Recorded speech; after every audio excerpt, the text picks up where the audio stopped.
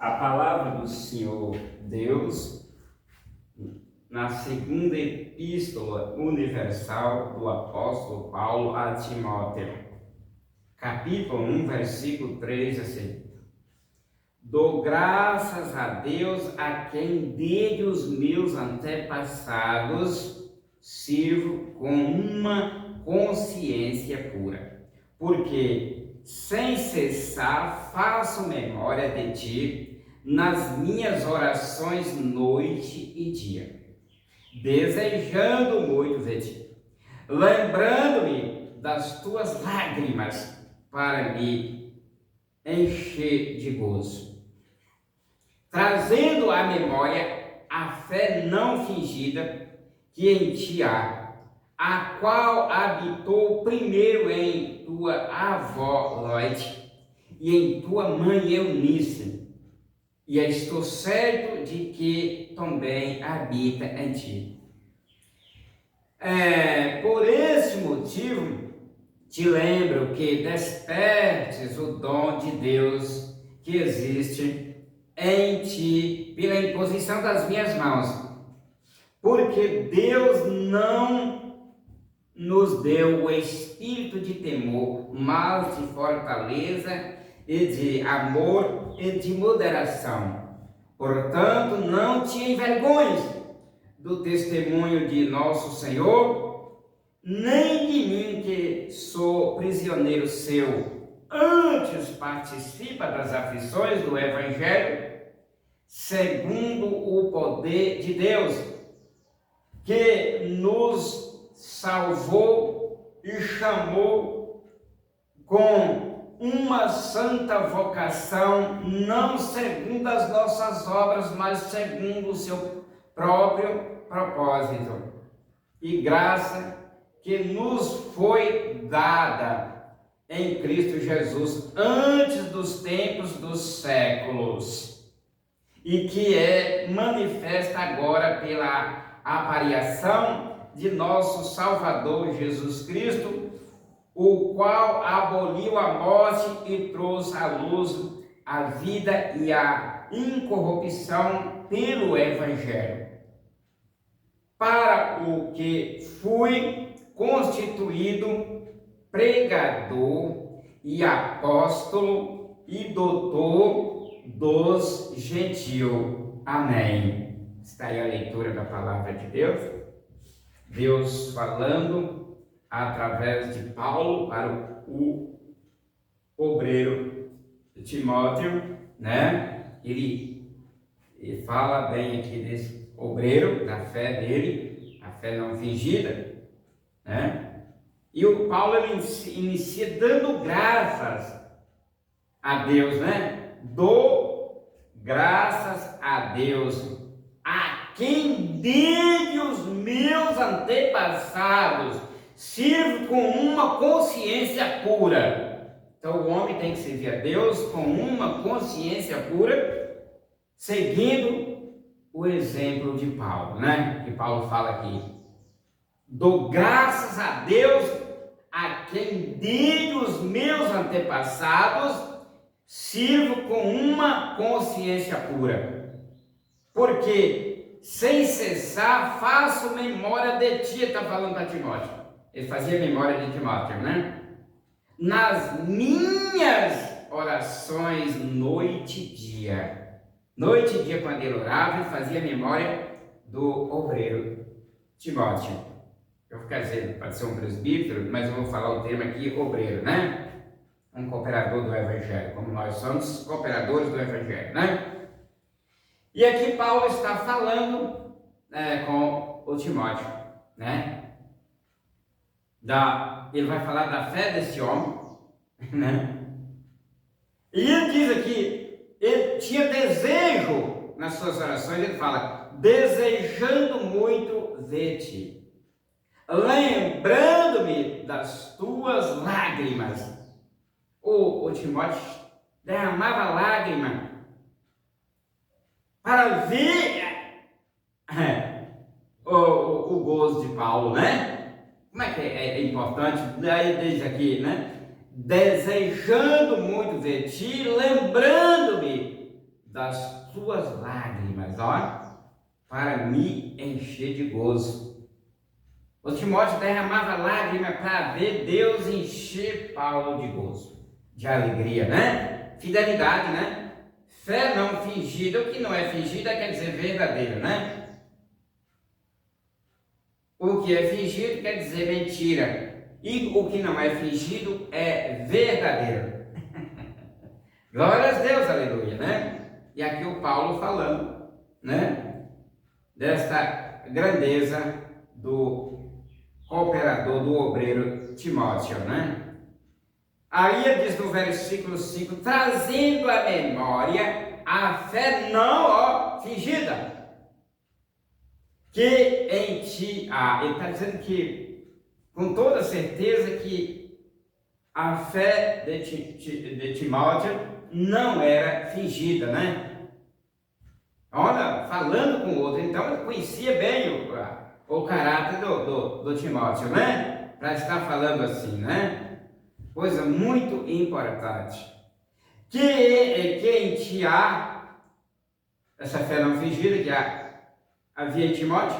Agora ele diz aqui, ele coloca duas pessoas antes de Timóteo.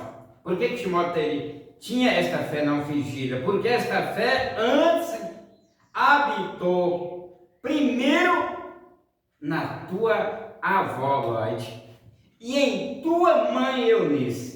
Essas duas mulheres eram o espelhos da fé de Timóteo, né?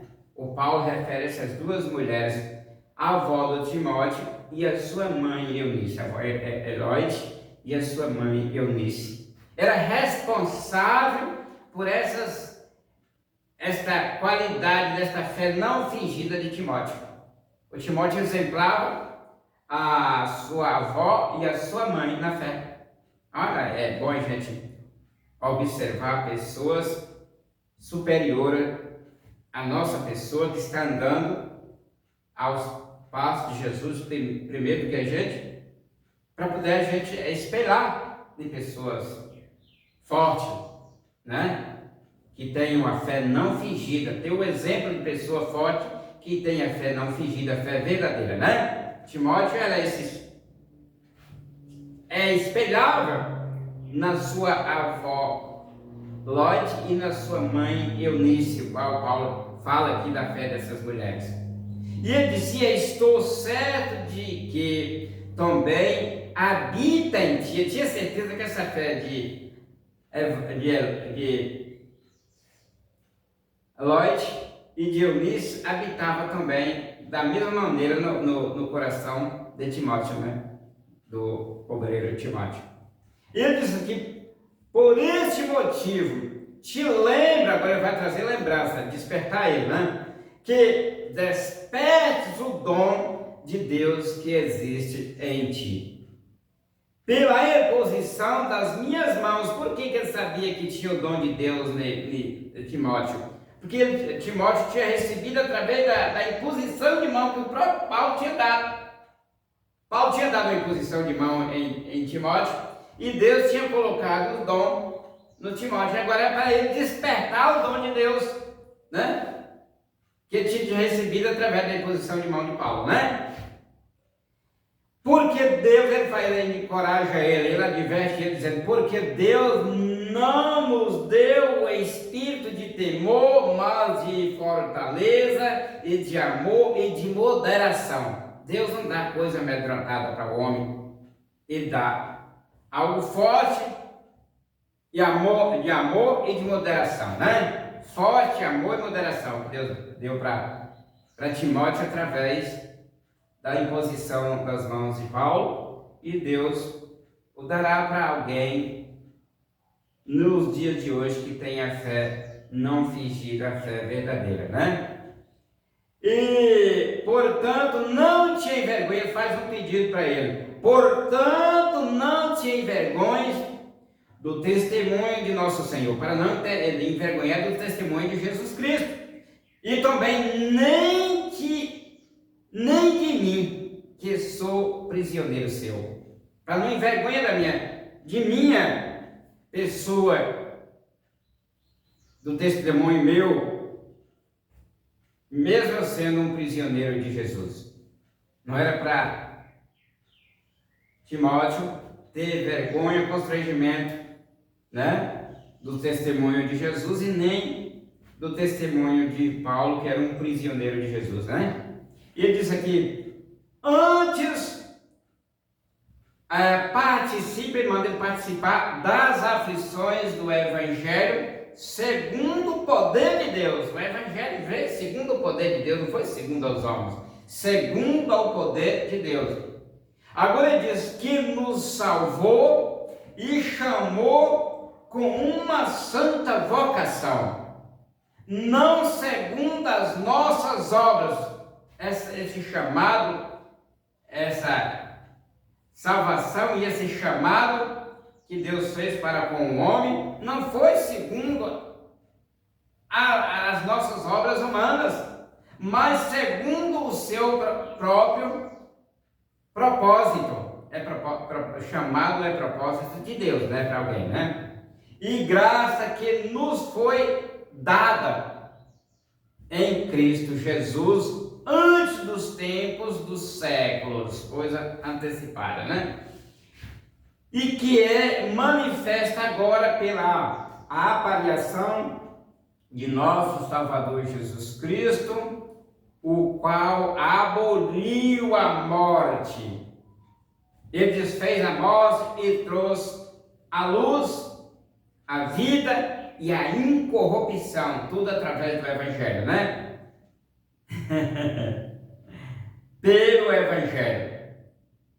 Para o que? Agora é com Paulo. Fui constituído pregador e apóstolo e doutor dos gentios. Você vê 3 qualidades poderosas em Paulo. Primeiro, pregador do Evangelho. Segundo, apóstolo, que não é para qualquer um, banana, é para quem Deus escolheu e deu graça, e tem a habilidade de uma fé não fingida, de uma fé verdadeira. E agora a terceira, doutor dos santos? Não, doutor dos gentios.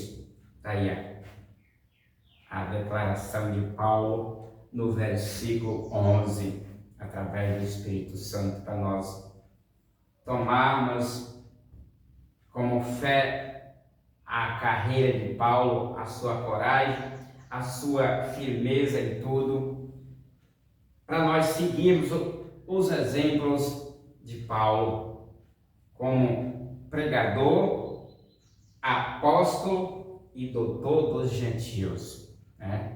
Não querer ser só o obreiro. Quando Deus mandar ir pregar para os gentios, não queira ser só o obreiro da Jerusalém, que é fácil, né? Ficar lá no meio da multidão da igreja, né? Paulo está colocando aqui as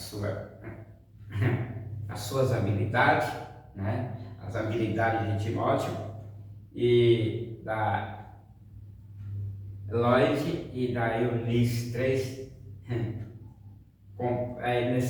Nesse texto aí apresenta 4 personagens.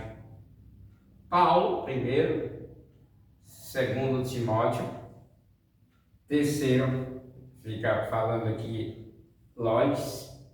E 4, Eunice, né? Esses personagens que a Bíblia descreve aqui, através do apóstolo Paulo. E todos esses personagens servem para o nosso espelho, para nós esperarmos nos dias de hoje, nesses personagens passados, e não nos envergonharmos do testemunho de Jesus Cristo, que é a principal figura verdadeira da vida eterna. Ele é o caminho, a verdade e a vida. E ninguém vem ao Pai senão por Jesus Cristo. Ele é o princípio e o fim, né? O princípio e o fim, o primeiro e o derradeiro. o que era, e o que é, e o que há de vir, o Todo-Poderoso. Amém? Querido Pai Celestial, Deus amado, Deus eterno, em nome de Jesus, muito obrigado.